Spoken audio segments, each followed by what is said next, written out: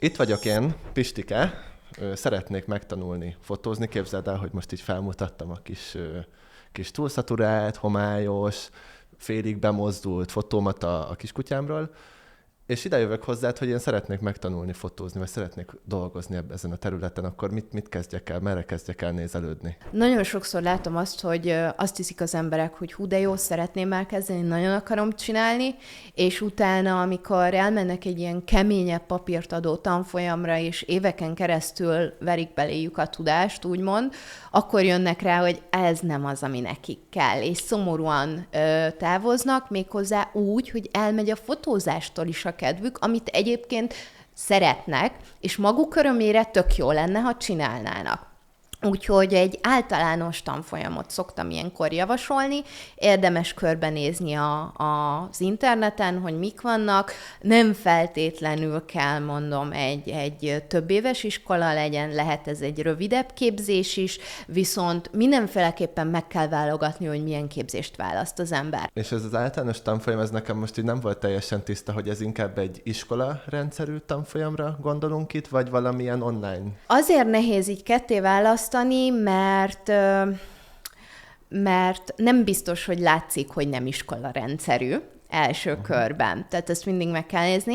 Én mindenféleképpen azt javasolnám, hogy mindenféleképpen bejelentett tanfolyam legyen. Igen, ami már bejelentett, az iskola rendszerű, de attól még az lehet iskola rendszeren kívüli. Mert hogy azok a hivatalos megnevezések, hogy van iskola rendszerben, ugye ezek a szakképzések, amik általában 2 évesek, és van az iskola rendszeren kívüli, ami ugyanúgy szakmát tud adni, ugyanúgy papírt ad, ugyanúgy bejelentésköteles, de mégis iskola rendszeren kívüli. Én ezt az iskola rendszeren kívülit ajánlanám először. Azért is, mert rövidebb, azért is, mert kicsit szabadabb a tananyag része, jobban rálátást kap a fotózásnak minden területére, illetve ami nagyon fontos, hogy ezekben az oktatásokban olyan fotósok, videósok oktatnak, akik ezt napi szinten űzik. Tehát nem tanárok. És utána már lehet olyat választani, ami iskola rendszeren belüli, és megadja a szükséges pluszt esetleg. Tehát először kicsit mártsuk bele a lábunkat a hideg vízbe, és utána döntsük el, hogy ez kellene nekünk. Igen, nézzük meg, hogy tetszik-e a tenger, vagy nem tetszik. Tehát jó-e az a forró, homokos tengerpart, vagy sem. Ezt el szokták felejteni az emberek, hogy van időnk ismerkedni, nem kell rögtön belecsapni, és nem szabad az első iskolától azt várni, hogy majd az mindenható lesz. Az egyik fotósuliban a 2 közül, amit elvégeztem, volt egy zseniális művtari tanárom egyébként egy nagyon elvont művészember, tehát hogy én abszolút nem értettem például, hogy miért szép, vagy miért értékes az, amit ő csinál. Biztos, hogy ez már az én korlátoltságomnak a bizonyítéka, fotós vagyok. Egyik nagymesterem azt mondta, hogy még nem tanultam eleget ahhoz, hogy megértsem. Szerintem ez a legjobb szöveg. Lehet. És azért Magyarországnak a tantervét ő készítette elő, úgyhogy így mondhatjuk, hogy tőle ezt elfogadjuk. Igen, és ez a művtari tanárom, ő egyébként a vizsgamunkáinkat is értékelte, amikor az adott suliban vizsgáztunk. És én készítettem egy olyan anyagot, amire akkor nagyon büszke voltam, egyébként még mindig szívesen mutogatom. Ez egy ilyen esküvői témájú budoár fotózás volt. Most amit megkaptam így a vizsgán a kedves oktatómtól, hogy ez nőgyűlölő, és gusztustalan vagy igénytelen, nem is tudom már, hogy melyik jelzőt használ, de lehet egyébként, hogy mindkettőt is. Én meg tudnám védeni, hogy miért nem az, nem is szeretném megvédeni, szerintem fölösleges is, viszont ez bennem egy olyan mértékű ilyen sebet, vagy egy ilyen elgondolkozást hozott, hogy én elkezdtem tényleg azon gondolkozni, hogy basszus, most lehet, hogy tényleg egy ilyen teljesen beteg ember vagyok, és ilyen nőgyűlölő dolgokat csinálok, meg ilyen nőket megalázó fotókat csinálok. Tehát így tényleg elkezdtem rágni magamat ezen az egészen. És amiért ezt mesélem neked, a véleményed, amiről érdekel, hogy mondjuk egy fotós oktatáson, egy fotós kurzuson ő mennyire befolyásolhatja az oktatónak a látásmódja, meg az egészhez való hozzáállása mondjuk a diákoknak a fejlődését, vagy mondjuk azt, hogy egyáltalán fognak ezzel foglalkozni, vagy abba hagyják a fenébe. Szerintem nagyon sajnos. Tehát, hogy nagyon durva a tanár ráhatása a diákra, és pont ezért szerintem ez egy nagyon nagy fegyver, az, hogy tanár vagy. És minden pillanattal nevelünk. Tehát azzal, hogy milyen ruhában állsz ki az emberek elé, azzal, hogy szólítod meg őket. Mindennel nevelsz, és ezért szerintem nagyon kéne vigyázni, és én is érzem, hogy nem feltétlenül vigyáznak. És nem tudják, hogy milyen hatalom van sokak a kezükben, vagy sokan nem tudják, és én erre biztos, hogy rádöbbenteném őket, mert néha rossz napunk van, és azért odavágunk valamit. Pedig pont ez a pozíció, ahol ezt nem szabad, és egyáltalán nem biztos, hogy igaza volt, egyáltalán nem biztos, hogy nem csak azért mondta, mert aznap éppen ráiléptek a kis ujjára, tehát nem lehet tudni, és egy ilyen nyomot hagyott benned. Nem lehet ez ellen tenni, sajnos ez mindig is lesz ilyen. Én azt szoktam mondani a diákoknak, és mindig próbálom azzal kezdeni, hogy azért tanulj, hogy mindent értő kritikával tudjál fogadni. Ha nincs tudásod, nem tudsz értő kritikával fogadni, és elfogadod azt, hogy jó kútba ugrani. Viszont a művtöri, a képkompozíciós elemek, a fototechnika, minden tudás ahhoz vezet, hogy magadat tud jól értékelni, és esetlegesen az ilyen nem odaillő, vagy csak odaszúrt kritikákat kicsit lazábban és fel nem véve tud kezelni. Tehát erre ez az egyetlen megoldás, hogy tanulni, mert másképp ezt nem lehet, és ezt nem csak a diák kapja meg. Tehát ez szerintem ez még mindig megvan. Tehát még én is megkapom a nálam kicsit jóval idősebb emberektől, tehát ugyanúgy megkapom, hogy talán tudok fotózni, de se stílusérzéke, se semmi. Persze, én már mondhatom azt, és én megránuttattam a vállamat, hogy még jó, hogy erről az a sok cég nem tud, akinek dolgoztam. De igen, egy kezdőnek ez egy nagyon-nagyon durva pofon lehet. Egyedül a művészeti tudása az, amivel ezt a pofont ki tudja védeni, mert otthon leül, megnézi a képet, kielemzi, és ha az jön ki, hogy az a kép jó, akkor onnantól kezdve lehet azt mondani, hogy oké, nézzünk meg még egy vizsgálati szempontot, mondjuk azt, hogy neki miért nem tetszett, próbálod felvázolni, és akkor kijön, hogy oké, rossz napja volt, nem szereti a fejemet, stb. Tehát ez az egyetlen javaslat, megoldás, nem tudom. Kicsit hazakérdezek, azért, mert nekem ez volt a legelső olyan külső behatásom így az egész fotóval kapcsolatban, ahol én azt mondtam, hogy úristen, ez rohadt jó, én ezzel akarok valamit kezdeni. Az ilyen online masterclassokról, hogy van egy profi szakember, és ő azt mondja, hogy ő csinál magának egy kurzust, amit megvehetsz x $100 vagy x $1000, és itt tanulsz dolgokat. Ez jó, nem jó? Vagy van-e jó módja és rossz módja ennek? A cipőkre való költés mellett szerintem ez a második bűnöm, tehát nagyon jó. Azt mondom, hogy nagyon jó, és nagyon szükség is van rá. Viszont nem biztos, hogy egy kezdőnek ez jó. Ez olyan, mint hogy kezdőként beülsz egy professzionális autóba, mondjuk egy autóversenyző autójába, egyáltalán nem biztos, hogy el tudod indítani. Vagy egyáltalán tudod, mi az, hogy dupla kumplungolás, vagy hasonló. Viszont arra, hogy amit te is mondtál, hogy megszeresse az ember, vagy eldöntse, hogy meg tudja szeretni, arra mindenféleképpen, illetve én mindenkinek előírnám szakmai továbbképzésként. Főleg inkább angol nyelven, ha lehet szerintem ezt... szinte kizárólag. Igen, kizárólag angol nyelven. Magyart még nem találtam olyat, amire azt mondtam, hogy na ez igen, ezért... Voltak lehet, hogy próbálkozások, de az a baj, hogy szerintem kevés a tartalom. Tehát kevés a tartalom, de a külföldieket mindenféleképpen minden ilyen. És nagyon jó workshopokat is tartanak. Tehát a masterclass mellett én azt mondanám, hogy az online-on kívül workshopra járni.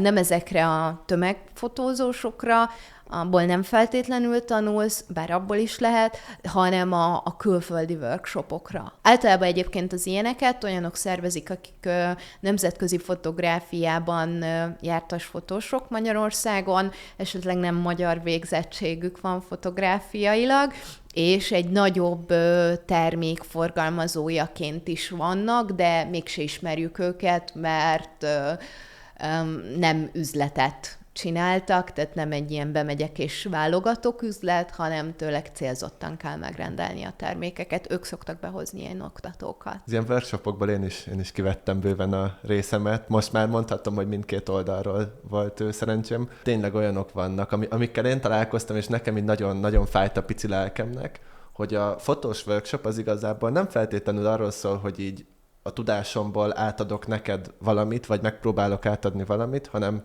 szervezek egy fotózást, beállítom neked a kis kamerádat, hogyha olyan hülye vagy, hogy még azt se tudod beállítani, megnyomod a gombot, és akkor van a portfóliódban egy anyagot. Tehát, hogy technikailag a workshop az nem a tanulásról szól, hanem arról, hogy veszel pénzért egy portfóliót.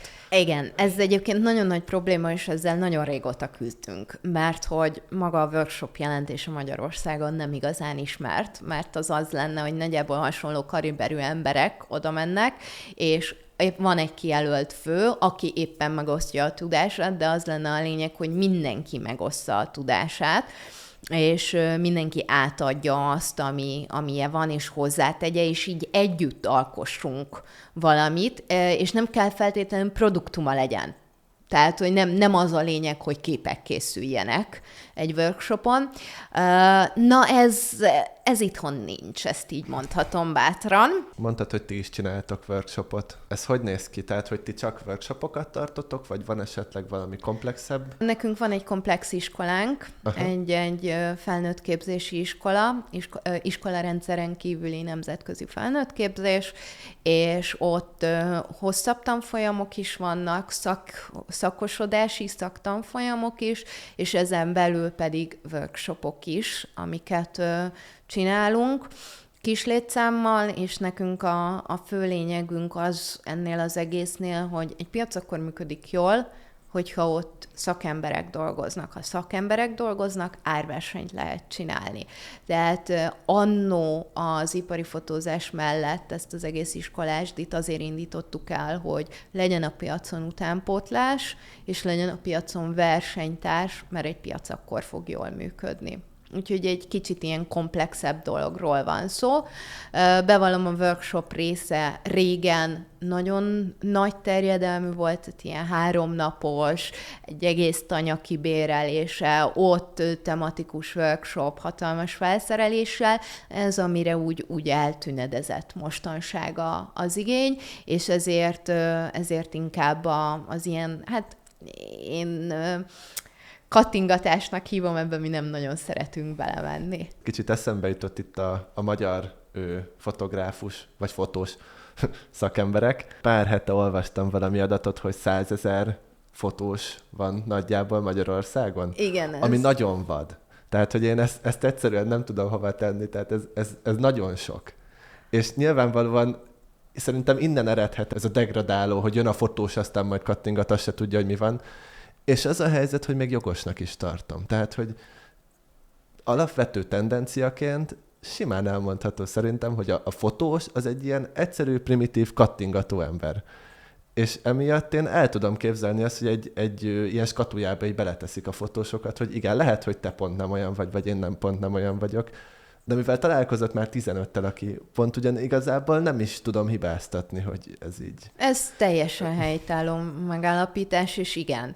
És simán kijön ez a szám fotósokból. Tehát, hogy én mondjuk az iskolák számát néztem meg nem régen, és csak Budapesten 62 volt, ami ilyen fotós iskola, és valamennyire bejegyzett. Tehát most, hogyha csak ott 2 ember oktat, már akkor is egy szép szám, és akkor ez csak Budapestre levetítve, és egy fél éves táblatra, tehát igen, rengeteg van, és nem csoda, hogy nem tekintenek úgymond minket többnek, mert a nagyon nagy számok törvénye alapján sajnos zaj vagyunk a rendszerben. Az, hogy ennyire fel van higulva ez az egész fotós szakma, fotográfus szakma, ez ilyen kétélű penge egy kicsit. Az egyik éle, hogy nyilván millió fotós van, erről beszéltünk, hogy ez egy kicsit gáz.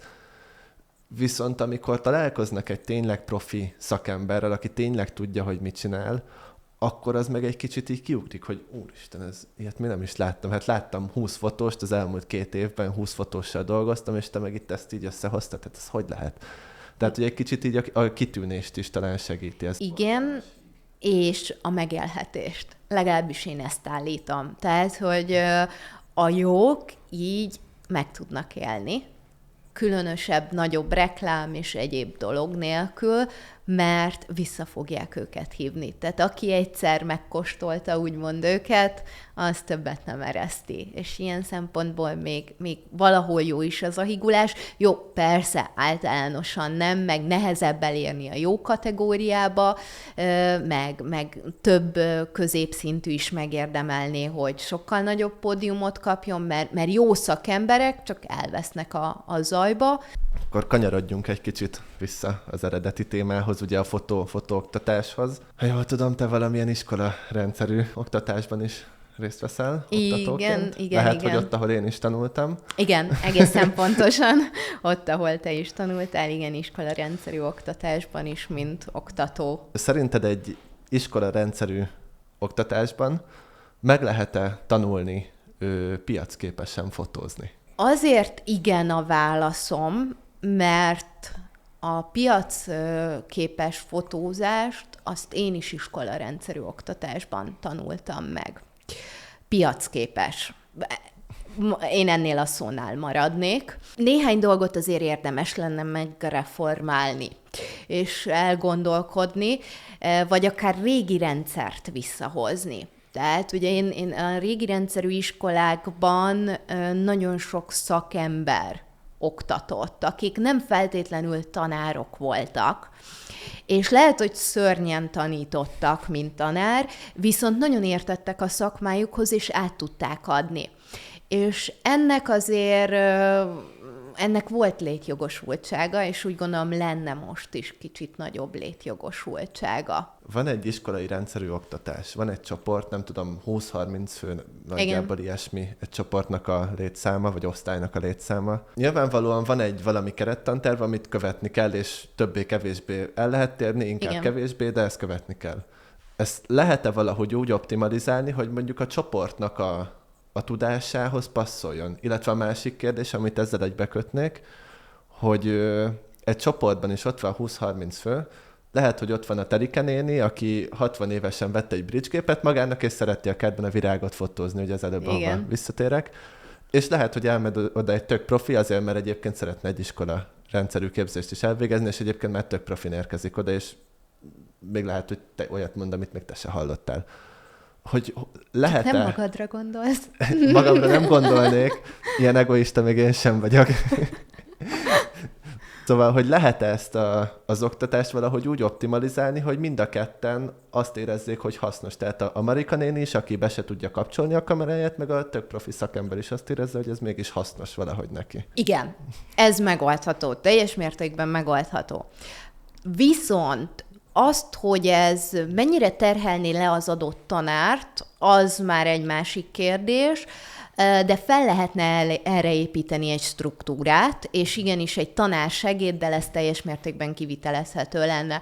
Viszont ez az kéne, hogy ne a tantervet adjuk le, a szűk tananyagot, és arra fókuszáljunk, hanem meg kéne ismerni előtte a csoportot. Amikor megismerjük a csoportot, akkor már lehet egy kicsit szegmentálni őket, leválasztani, és fölmérni, hogy kinek milyen szintje van, és az alapján a tanterv természetesen betartásával ráhúzni az egyes csoportokra a feladatokat. Iszonyat meló.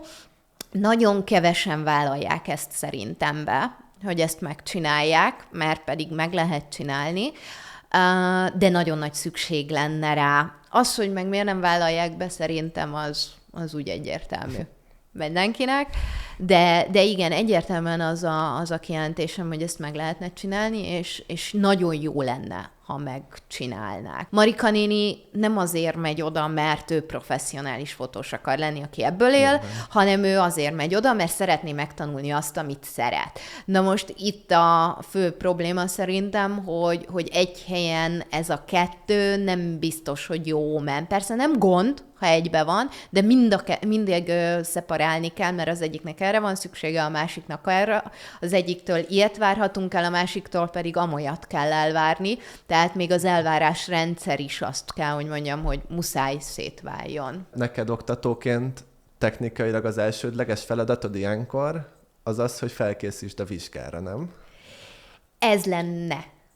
Tehát, hogy oké, hogy te most azt mondod, hogy figyelj, Marika néni, tudom, hogy neked teljesen fölösleges az, hogy megtanulj egy vakukioldót használni, vagy fényt mérni, vagy egy Expo 3-szöget, vagy akármit. Inkább megtanítalak arra, hogy kell szépen virágot fotózni a kertedben. Ebbe te belemész, akkor innentől te technikailag a kötelességedet nem végezted el, ha jól értem. Igen. Mert hogy neked az a dolgot, hogy felkészítsd a vizsgára. Igen, ez egy nagyon nagy dilemma szerintem a jelenlegi jó fotós oktatók körében, hogy most vizsgára készítsünk föl, amire tudjuk, hogy 90%-a nem biztos, hogy használva lesz annak a tudásnak, vagy pedig az életre és a megélhetésre készítsük föl. Szerintem meg lehet a kettőt együtt oldani. Nem mondom, hogy embermértékű az a befektetett energia, amivel jár, tehát hogy nem biztos, hogy hosszú távon lehet csinálni, de lehet egymás mellett a kettőt vinni, úgy gondolom. Kezdem úgy érezni, hogy egy negatív visszhangja kezd lenni a kérdéseimnek, de nem így van. Mondok rögtön egy pozitív példát. Nekem az iskolai rendszerű oktatásból, számakból, ami így nagyon megmaradt, az a te kompozícióelméletes órád volt, amikor azt mondtam, hogy oké, én 2 évet itt, ha semmi más hasznosat nem kapok, akkor ezért megérte. Tehát, hogy ez tényleg egy annyira jó volt ez a kompozícióelméletes órád, nem tudom mennyire megvan van még, meg igen. Talán ez zseniális volt, ott utána el is kértem rögtön a PDF-et, hogy hát úristen. Igen, tehát ezzel mondjuk reflektáltál arra, hogy talán meg lehet a kettőt oldani. Igen. Tehát igen, be lehet a hétköznapi valóságba hozni a vizsgaanyagot, és igen, soha nem lehet tudni, hogy ki mitől fogja megszeretni azt az adott szakmát, és mi az, amit ad neki, és amitől jó lesz. Ennek örülök. Az a kedvencem egyébként a gasztró mellett. Szerinted a tananyagban, vagy a kerettantervben, vagy nem tudom, hogy hívjuk ezt, itt megfelelő arányban van-e a mondjuk szakmai, vagy nem is szakmai feltétlenül, hanem gyakorlati tudás, tehát ne feltétlenül alkalmazott, hanem vegyük be a művészet irányba gondolkozókat is. Tehát a gyakorlati tudásnak és az elméleti ilyen művtöri, fotótöri, hasonló dolgoknak az aránya, az megfelelően oszlik el szerinted? Igenis és nem is. Igen, azért, mert ha már valaki esetleg azon a szinten van, hogy tényleg ipari fotós, műszaki fotós és professzionális divatfotós mondjuk, akkor szüksége van ennyi művészeti, művtörire, stb. Viszont ahhoz, hogyha ő mondjuk inkább a lakossági fotográfiával hasonlóval, akkor nagyon nincs arányban. Tehát így azt kell mondani, hogy olyan, mint hogyha a régi rendszerű német iskolát áthoztunk volna a magyar rendszerbe, és a legprofesszionálisabb szinthez mérjük az egyéb kiegészítőket a fotó mellett. Ugye régen a rajz is egyébként nagyon fontos volt, tehát több rajzóránk volt, mint fotózási óránk, tehát, és az pedig a régi rendszer, amikor még a fotósnak tényleg skicceket kellett lerakni, és pictureboardot. Na most ezért igenis, meg nem is.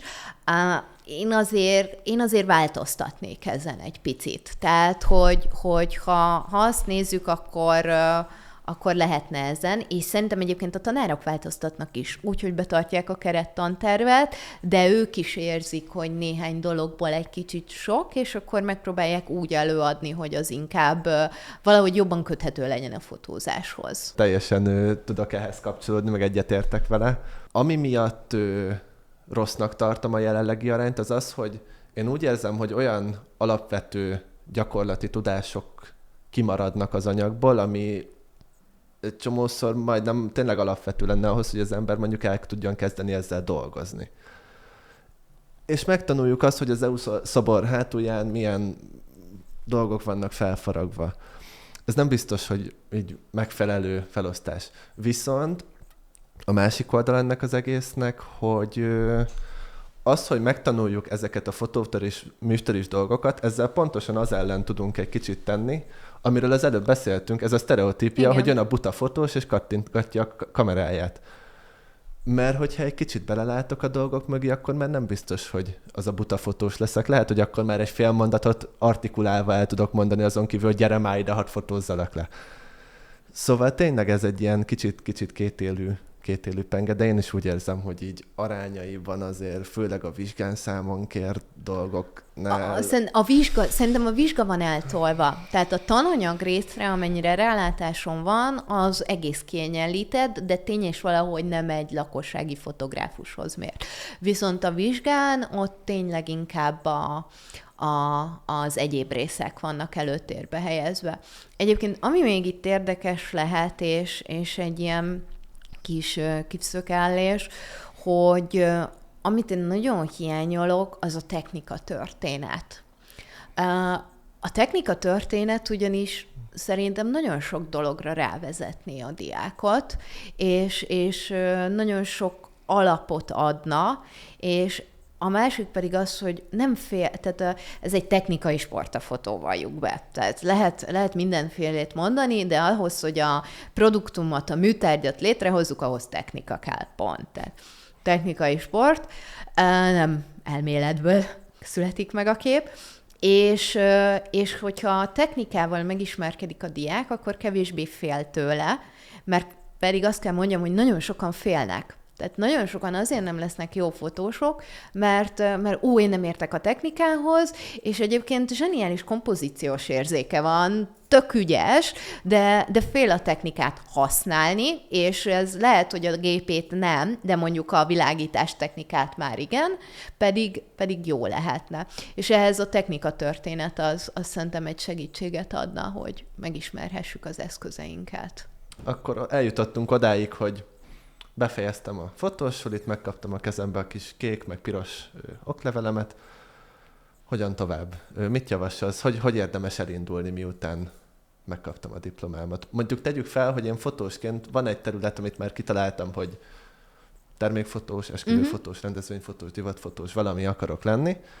Ezt már tudom, de nem tudom, hogy kezdjek neki. Én mindenféleképpen azt mondanám, hogy gyakorolni, de előtte honlapépítés, tehát mindenféleképpen építeni kell egy honlapot.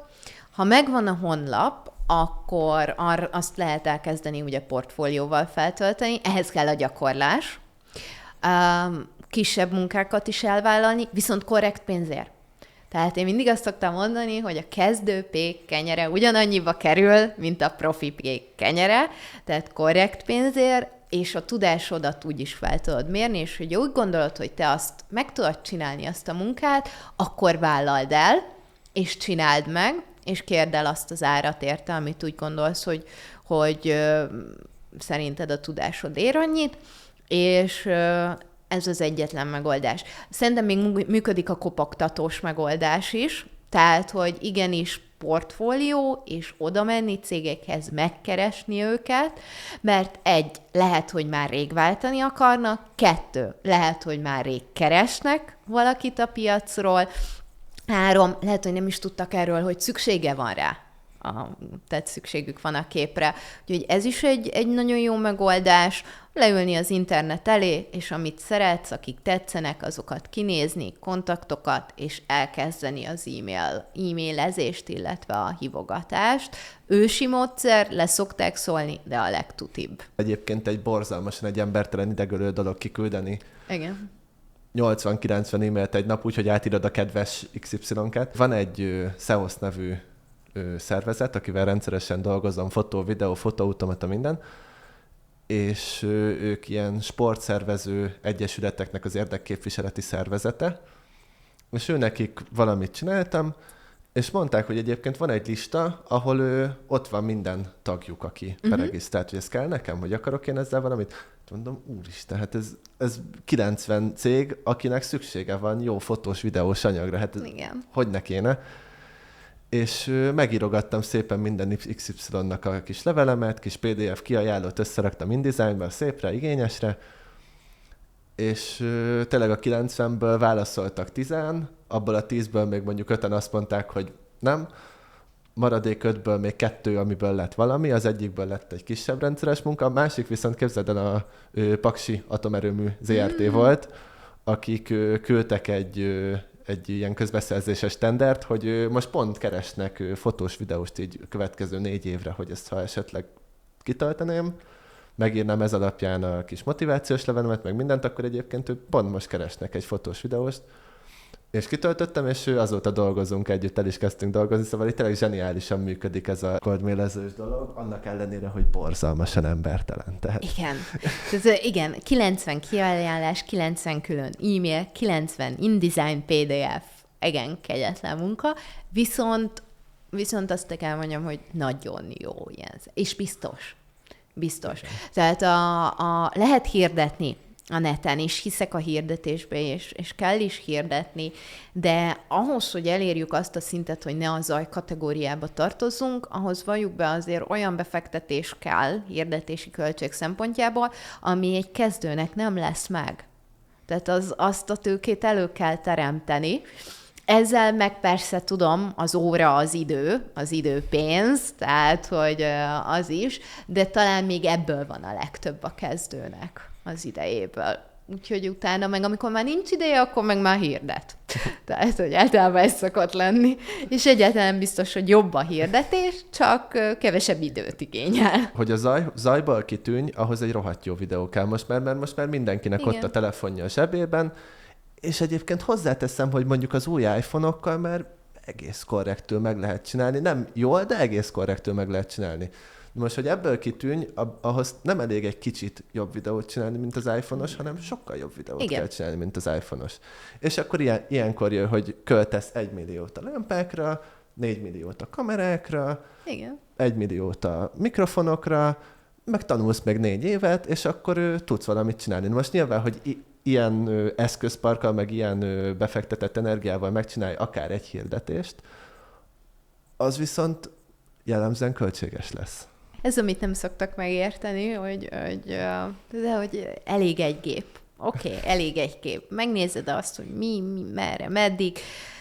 Oké, mennyi utómunka, stb., és kiviszed azt az egy gépet. Az, hogy az egy gép, az néhány autó ára, vagy egy autó ára, és akkor úgy, de hogy minek ez? Azért, hogy ne zajt adjunk. Igen. Igen, vagy amikor egy kép elég, de az egy kép az 1 hónap előtervezés, 1 hét kellékbeszerzés, utána pedig nagyjából 12 óra építés. És akkor utána mondja az ügyfél, hogy hát miért kell ez ennyibe, hát 1 óra alatt lefotóztad. Igen, körülbelül 3 másodperc alatt mindennel együtt, mert csináltam próbaexpót is, de miért kell ennyi? Igen, nem igazán látják át az emberek azt, hogy mivel kell számolni, és mire kell készülni egy ilyen fotózásnál, vagy hogy mivel kell jobbat adni. Tehát azért a vizuális kultúra az némiképpen csorbát, vagy hát igen, tehát hogy úgy vannak vele gondok, A jó hír az, hogy azért látják a különbséget, ha már ott van előttük. De az eléjük kell rakni, és addig el kell jutni, míg eléjük rakjuk. Pár hónapos ilyen nagy felismerésem volt, hogy lehet, hogy én tudom, hogy egy ismerősömnek, egy megrendelőnek, egy cégnek, egy akárkinek szüksége van valamire, viszont én akárhogy próbálom ezt elmagyarázni neki, hogyha ő nem hajlandó bevallani, hogy szüksége van, akkor ő ezt nem fogja elfogadni, hogy neki szüksége van erre, akármennyire tudom jobban, akármennyire értek hozzá. Ő úgy tudja, hogy nincs erre szüksége, mert 20 éve így van, 20 éve így jó volt, most is így jó, és próbálhatod neki elmagyarázni, de csak a saját idődet meg energiádat rabolod ezzel. Ebben teljesen igazad van, mondhatni, hogy az életem nyelvész.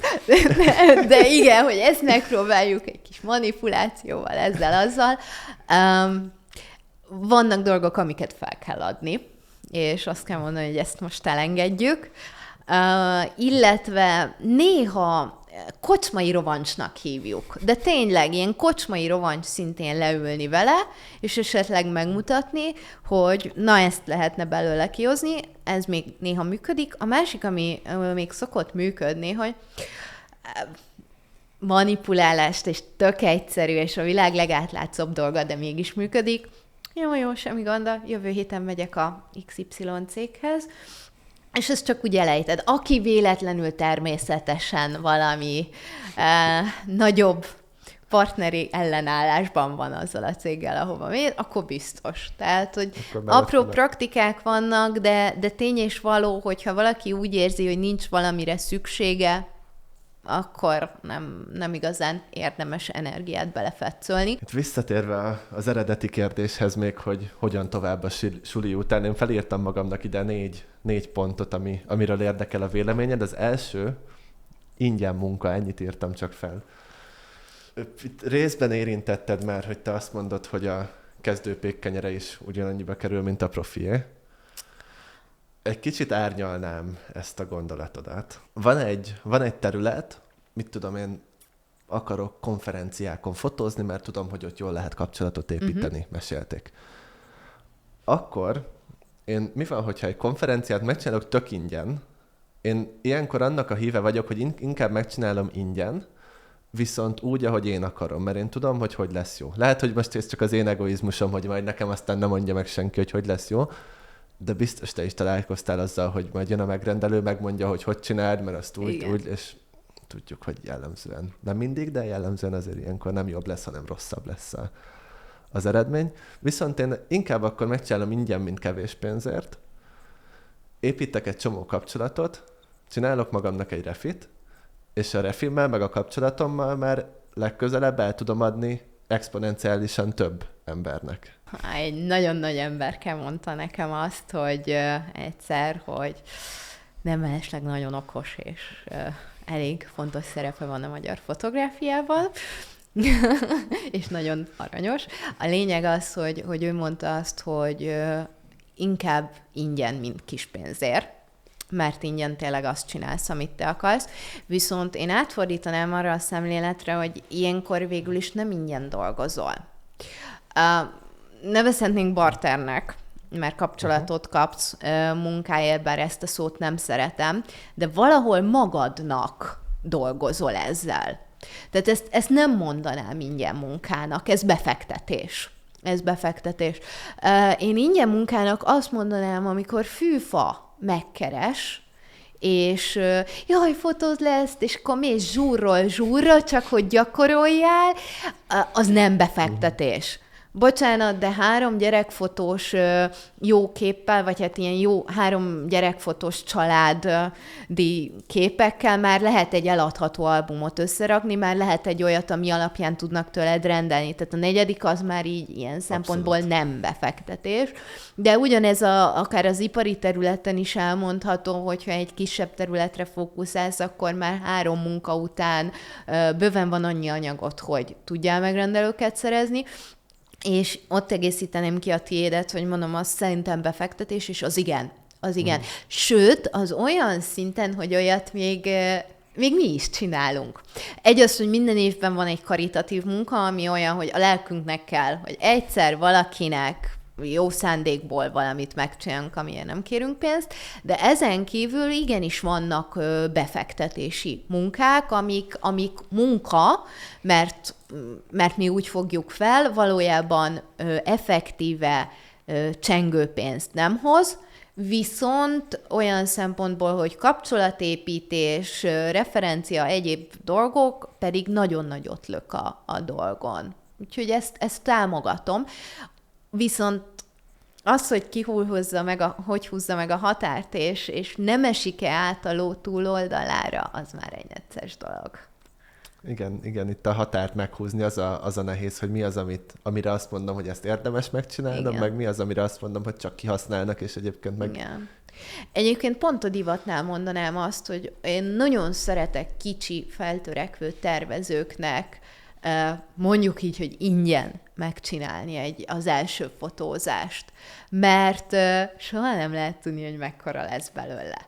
És nem egy példa bizonyítja, hogy sokan nagyon-nagyon sokra viszik, nagyon messze jutnak, és onnantól kezdve úgyis veled fognak dolgoztatni.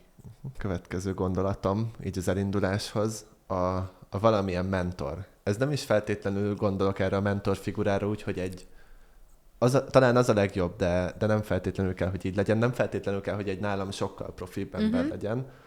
Valaki, akire valamilyen módon, vagy valamilyen területen felnézek, és ő hozzá tudok fordulni, hogyha valamilyen kérésem van. Mesélem a sztorimat. Van egy nagyon jó barátom meg a cégben is, akivel a leginkább benne van. Ő Jónás Játszint barátom. Ővele egy fotósuliban ismerkedtem egyébként pont meg, tehát hasznos dolog ez a fotósuli. És ez az egész úgy indult a mi munkakapcsolatunk, hogy Instagramon folyamatosan küldözgettük egymásnak, hogy nézd, ez a fotó milyen jó, ez a reklám, hogy csinálták. És ez a mai napig megvan, úgyhogy küldözgetjük egymásnak ezeket a dolgokat. A másik, hogy nekem a Játszint kicsit ilyen mentorfigura, mert ő sokkal régebb óta csinálja, viszont komolyan nagyjából akkor kezdett el vele foglalkozni, amikor én.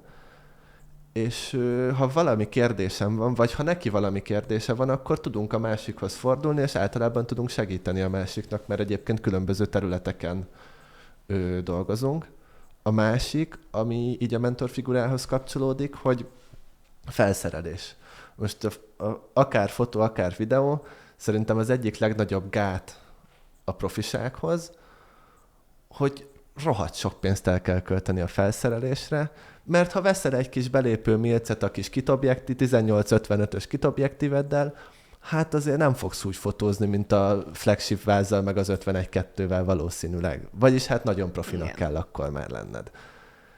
És az, hogyha van valaki, akitől tudsz kölcsönkérni mondjuk valamit, és nyilván ő meg tőled tud kölcsönkérni, akkor ez így nagyon-nagyon segíthet talán az elindulásban.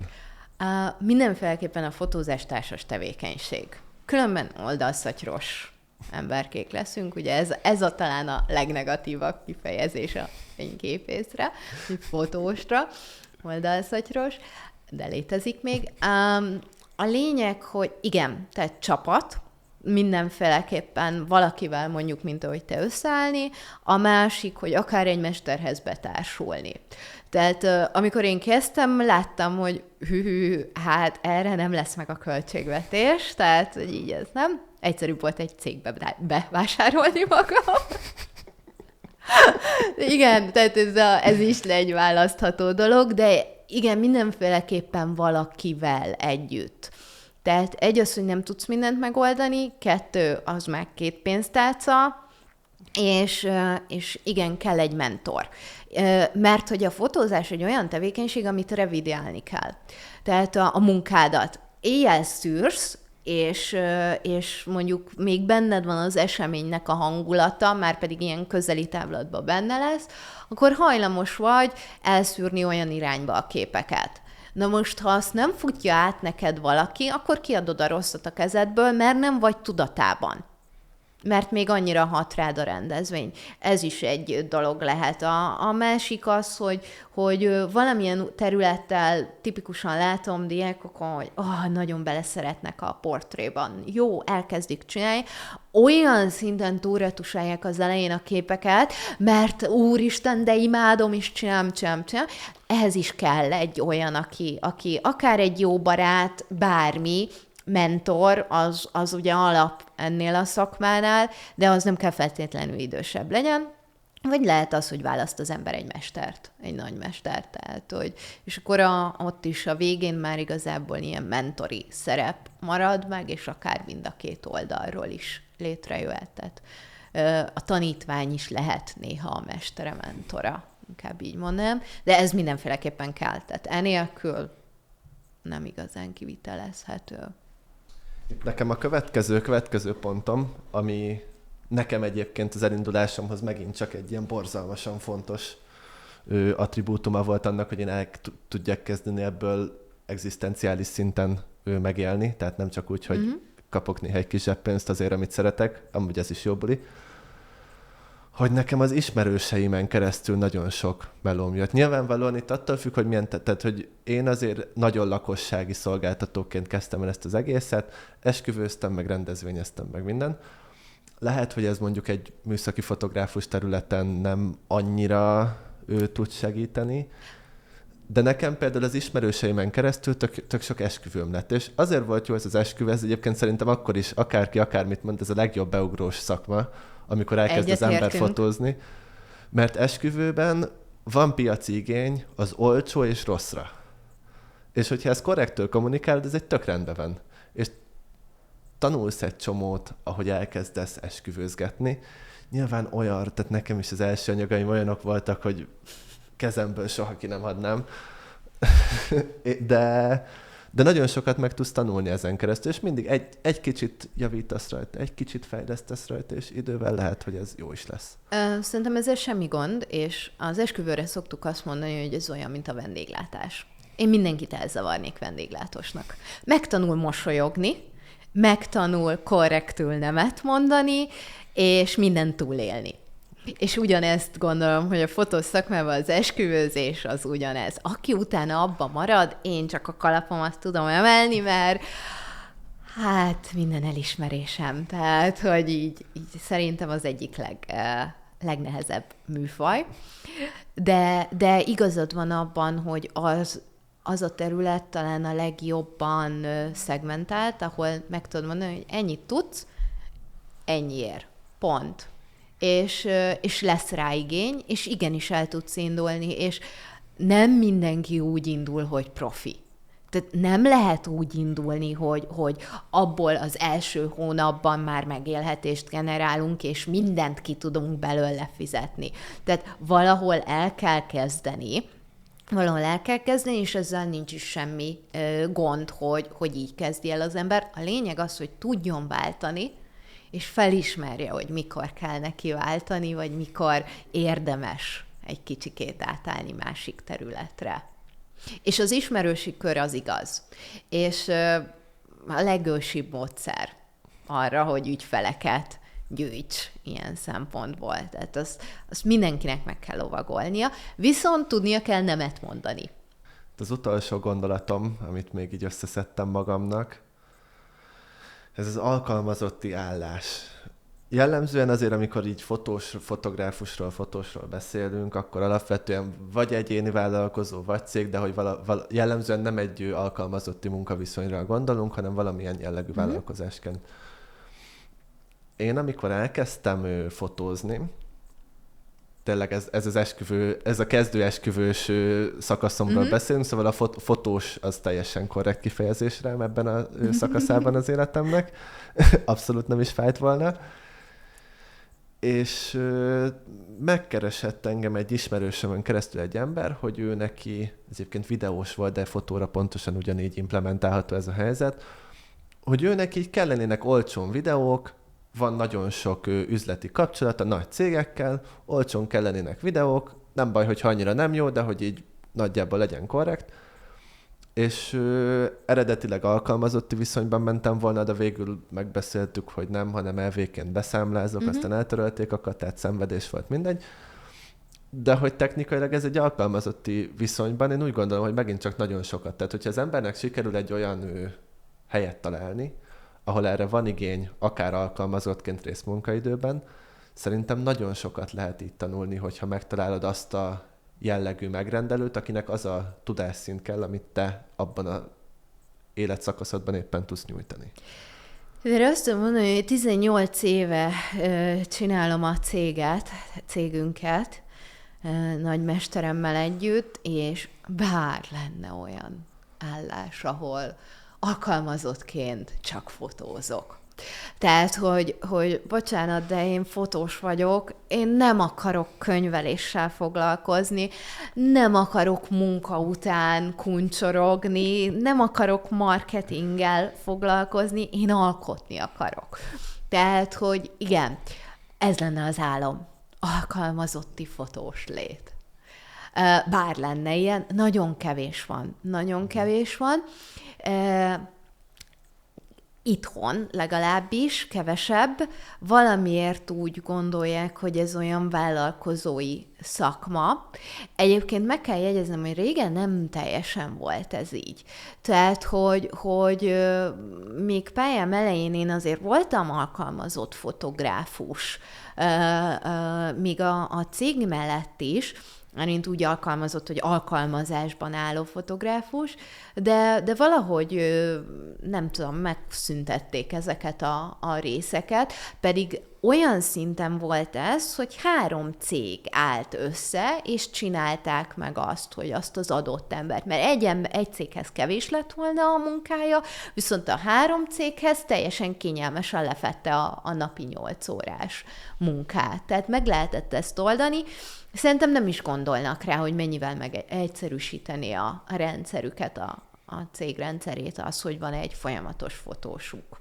Tehát, de igen, ez nagyon jó lenne. Nagyon örülnék neki. Ilyen. És én egyébként pont ezt láttam, hogy egy csomó cégnél, most magam ellen fogok beszélni egy kicsit, vagyis hát a saját pénzem ellen fogok beszélni.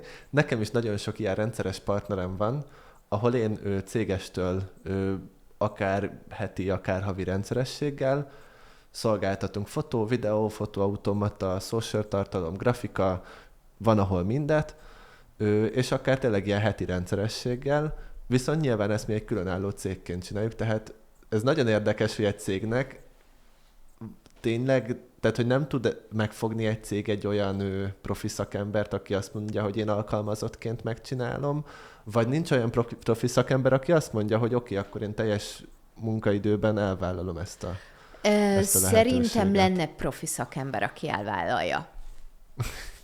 Jelentkezem. Tehát, hogy biztos, hogy nagyon sokan lennénk.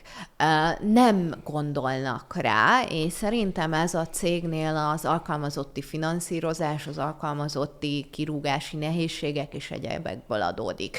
Tehát azt kell, hogy mondjam, hogy nem szeretnek alkalmazottal dolgozni, és alkalmazni embereket, és ezt cégtulajként ezt teljesen meg tudom érteni. Már bocsánat, de egy rossz alkalmazotton nagyon nehéz megválni. Nagyon nehéz megválni, és nagyon sokat kell utána fizetni, és stb. És igenis cégszinten jobban megéri egy másik céggel dolgoztatni általában. Még hogyha azt látjuk, hogy mintha ez nekik többe kerülne, valójában nem kerül többe. Tehát ezért van ez. Ez egyébként szerintem egy nagyon sajnálatos dolog ilyen szempontból, mert tényleg valahol a saját cégünkben a saját magunk alkalmazottjai vagyunk. Tehát tudunk mi alkalmazkodni, és igenis néha nagyon jó lenne, ha csak alkothatnánk, és nem egyéb dolgokkal kéne foglalkozni. Saját cégünkben saját alkalmazottunk vagyunk, ez az életem. Saját rabszolgánk, ez az életem, amit nagyjából elmondtál. Igen. Ami ilyenkor még kiegészül, hogyha mondjuk a cégben még van 1-2-3 alkalmazott, akár részmunkaidős, akkor az ő rabszolgái is vagyok. Pontosan. Tehát zseniális. Igen, pontosan. És akkor most már ilyen kis titkárnőnek kezdem érezni magamat, hogy ugye mennek a munkák, valahova küldök egy fotóst, egy operatőrt, egy valakit, És én tényleg ilyen titkárnő vagyok, hogy mindenki engem hívogat, hogy akkor a számlával mi legyen, akkor egyeztessünk, akkor egy Teams megbeszélés, és a legkevésbé csinálom azt egyébként, amit szeretek csinálni. Igen. Hanem számlázgatok, meg szerződést írogatok, meg egyeztetgetek. Igen, ha pedig arra gondolsz, hogy ezt valaki csinálja meg helyetted, akkor meg mennyit kell ahhoz dolgoznod, hogy annak az árát behoz. Pontosan. Szóval maradjunk abból, hogy tök jó lenne egy alkalmazotti lét, ahol fizetik helyettünk a tévét és mindent, és szeretjük a munkánkat, és csinálhatjuk, ahogy mi szeretnénk, vagy hát jól, de természetesen a tudásunkat felhasználva, és akkor megírtunk egy utópiát. Igen. Igen, de jó lenne. Tehát én úgy gondolom, hogy ez nagyon jó lenne. Kevés helyen van rá lehetőség, de ahol van, ott meg benn marad a fotós élete végéig. Tehát azért nézzük meg a hírügynökségi riportereket, azért ők az eléggé, már bocsánat, de mint a vendéglátós, bedőlnek a koporsóba, csak nem a pult mögül, hanem a fényképezőgép mögül, és nem véletlenül. Tehát, hogy igen, mi is ilyet szeretnénk. Csak ipari fotóban, esküvőfotóban és bármiben. De egyébként a tanítás mellett aktívan is foglalkozol fotóval akkor, ahogy mesélted? A tanítás nekem a másodlagos, és elsődlegesen én fotóval foglalkozom, viszont nagyon fontosnak tartom a tanítást, mert nagyon sokat tanulok a diákoktól. De ez így hülyén hangzik, hogy sokat tanul az ember a diákoktól 20 év munkatapasztalat után, de azt tudom mondani, hogy igen, mert még vannak olyan bárdolatlan kérdéseik, amiket esetleg az ember 20 év után már nem mer föltenni, vagy belekövült egy rendszerbe, és ezért nem teszi föl, a másik pedig annyira rá tudnak csodálkozni a dolgokra, és el tudnak mindent rontani. És ebből eszméletlen sokat tanul szerintem a jó tanár. Tehát azt látom az összes olyan kollégámon, aki igazán professzionális fotográfus, hogy azért megy el tanítani, hogy tanuljon, és könnyebb magunkat is tovább képezni. Tehát a technika folyamatosan fejlődik. Amikor profiként dolgozol, oké, hogy a technikai fejlődésre valahol rá vagy kényszerítve, hogy újabbat és újabbat tudjál adni, de nem vagy olyan mértékben rákényszerítve, mint hogyha oktatnod kell. És szerintem ez a rákényszerítés, ez jó, mert így még előrébb tudok járni, mint ahol egyébként csak fotósként járnék. Úgyhogy igen, fotós vagyok.